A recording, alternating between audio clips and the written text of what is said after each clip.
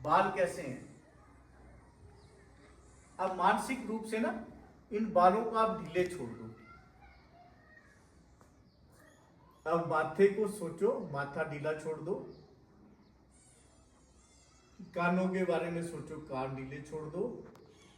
आंखों के बारे में सोचो, आंखों को ढीला छोड़ दो। आंखें आपने ऐसे कसी ली है, ढीली छोड़ दो, कोई कसने की जरूरत नहीं है।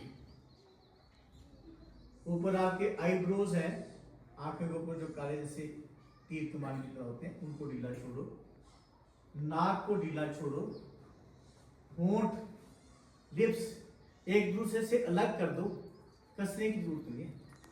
जीवा को तालू के साथ लगाने की जरूरत नहीं है, ढीली छोड़ दो उसको, नीचे गिरने दो। गले को ढीला छोड़ो।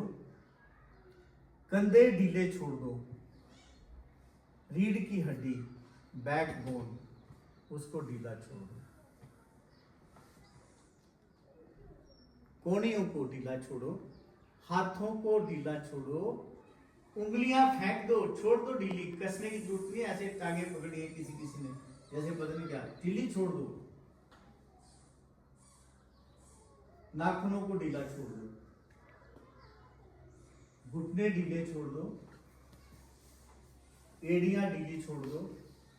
पैर ढीले छोड़ो। पैरों की उंगलियां ढीली छोड़ो।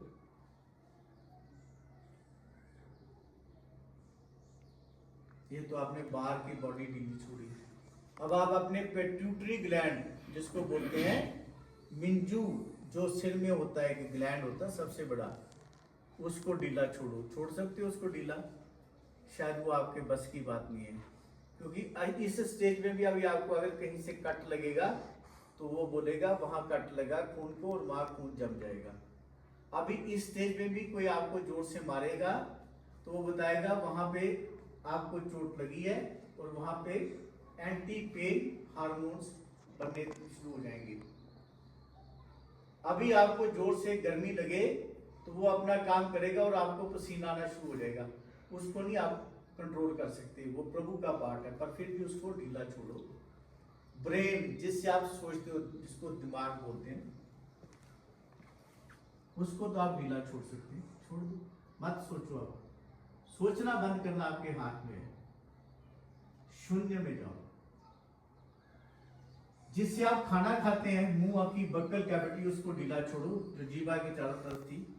ओसोफेगस, गले की नाली को ढीला छोड़ो। ड्यूडिनम, जो आपके नीचे पेट में थैली होती है बड़ी मोटी सी, उसको ढीला छोड़ो। इंटेस्टाइन, ऊपर वाली, उसको ढीला छोड़ो। नीचे के इंटेस्टाइन को ढीला छोड़ो।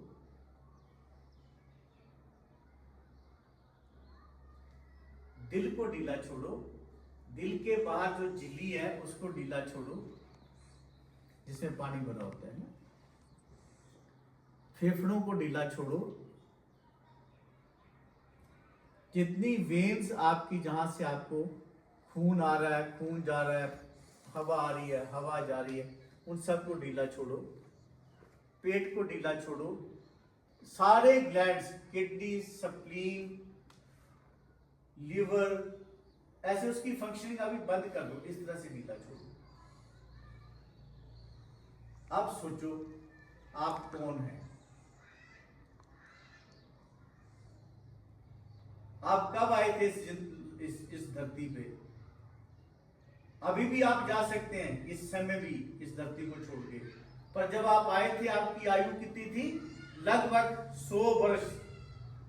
100 वर्ष, 100 ईयर्स। कितनी लंबी आयु है ना, कितनी लंबी आयु है, 100 ईयर्स। अब इसको दिनों में बदलते हैं ना, दिनों में बदलते हैं। अगर 100 ईयर्स को दिनों में बदलना हो तो एक साल में 365 दिन, 100 साल में 365 के आगे 2 जीरो लगेंगी, है ना, जब गुना करेंगे तो कितने हो गए? 36,500 दिन। तो जब आप इस दुनिया में आए थे कितने दिन थे आपके पास? 36,500। पर 20 साल तक तो आदमी का बचपन निकलता ना, तो 10,000 दिन हो गए। 80 साल से 100 साल तक बुढ़ापा होता है, उसमें कुछ नहीं होता, 10,000 दिन हो गए। तो 20,000 दिन माइनस कर दो 36,000 से, तो कितने बचे? 16। कितने बचे? 36,500 में से जब 20,000 माइनस किए तो 16,500, अप्रोक्सीमेटली 20,000 दिन लगा लो। तो आपके पास जीने के लिए सिर्फ 20,000 दिन है। इन 20,000 दिनों के लिए ही आप शादी करते हैं, आप बच्चे पैदा करते हैं, आप मकान बनाते हैं, आप लड़ाई झगड़ा करते हैं, आप वो सब कुछ करते हैं जो आप खुद समझते हैं कि गलत है। कितने दिनों के लिए? 20,000 दिनों के लिए आप समय बर्बाद करते हैं। आपके पास 20,000 रुपया हुआ, अगर सिर्फ आपको बताओ कि मेरी लाइफ में मेरे को 20,000 रुपया मिला, इसको खर्च के मैंने गुजारा करना है, मैं आपको बोलूं 5 रुपए बाहर फेंक दो, आप फेंकेंगे? नहीं, बिल्कुल नहीं। मैं बोलूं आप 200 रुपया बाहर फेंक दो, आप फेंकेंगे? बिल्कुल नहीं। पर आपके पास सिर्फ 20,000 दिन है, और आप कई दिन फेंक देते हैं, 10 दिन फेंक देते हैं लड़ने के लिए, किसी के बारे में बुरा सोचने के लिए महीना फेंक देते हैं। ये तो हुई बुरी बातें। अब अच्छी बातों में कितना समय फेंकते हैं? बड़ा सा घर बना लेते हैं। एक घर बनाने का मतलब आपके 1 साल में 30 दिन उस घर में लगते हैं, उसको मेंटेन करना, उसको साफ करना, उसको पॉलिश करना, उसको झाड़ू लगाना। 1 साल में 30 दिन। आप 2 कारें ले लेते हैं, एक कार का मतलब 1 महीने में 2 से 3 दिन कार के लिए आपके जाते हैं। आप एक स्कूटर ले लो तो 1 महीने में आधा दिन स्कूटर पे जाता है। आप 2 सूट बना ले, 1 महीने में 1 दिन 2 सूट धोने में, प्रेस करने में, मतलब एक एक करके उसमें लगते हैं।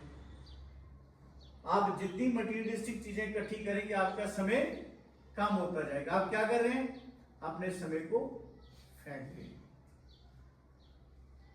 इसके बाद हम कितने ग्रेट आदमी है ना। लड़कियां होती हैं, लड़की के घर में पानी भी नहीं पीते। हिंदू संस्कृति कितनी बड़ी संस्कृति है ये, कि लड़की के घर से पानी भी नहीं पीना, लड़की के घर से कुछ लेना भी नहीं, लड़की के घर में खाना नहीं खाना। कितने ग्रेट आदमी है। जब लड़की का हिस्सा उसके नाम से चढ़ने की बात आती है, जमीन उसके नाम से जाने की बात आती है, तो उससे रिलिंक्विशमेंट लिखा लेते हैं कि मैं अपना सारा हिस्सा अपने भाइयों के नाम से छोड़ती हूं। कितने वो किस तरह से आप एडजस्ट करेंगे? ये हमारी क्या पर्सनैलिटी है? ये कहां जाके हिसाब देना ये? तो उसका सारा कुछ ले लेंगे। हेरा फेरी हम क्या है? छोटा भाई होता है, उसको बेटे के बराबर समझते हैं कि ये तो हमारा बेटा है, बेटा तो बहुत अच्छा है। पर जब प्रॉपर्टी आती है तो बाप से विल करा लेते हैं, सोचते हैं मेरे बेटों को उतना ही मिले जितना मेरे छोटे भाई को मिले, मेरे भाइयों को मेरे बेटों से ज्यादा नहीं मिलना चाहिए। तो वो क्या करते हैं? वसीयत करा लेते हैं फादर से।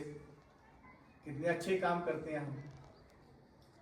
तो जब हम ऐसे बुरे काम करते हैं, इनको रिपेंट करने के लिए, इसका पश्चाताप करने के लिए भी समय नहीं बचता।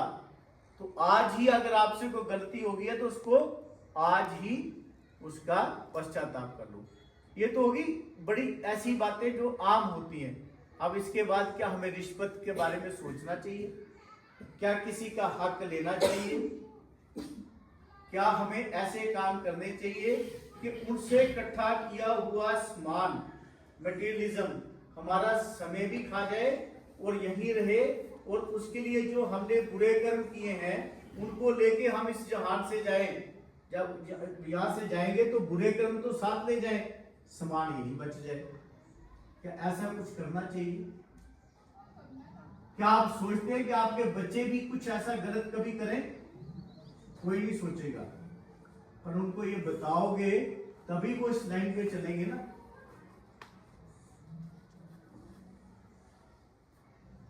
अब आप आहिस्ता से अपनी आंखें खोल सकते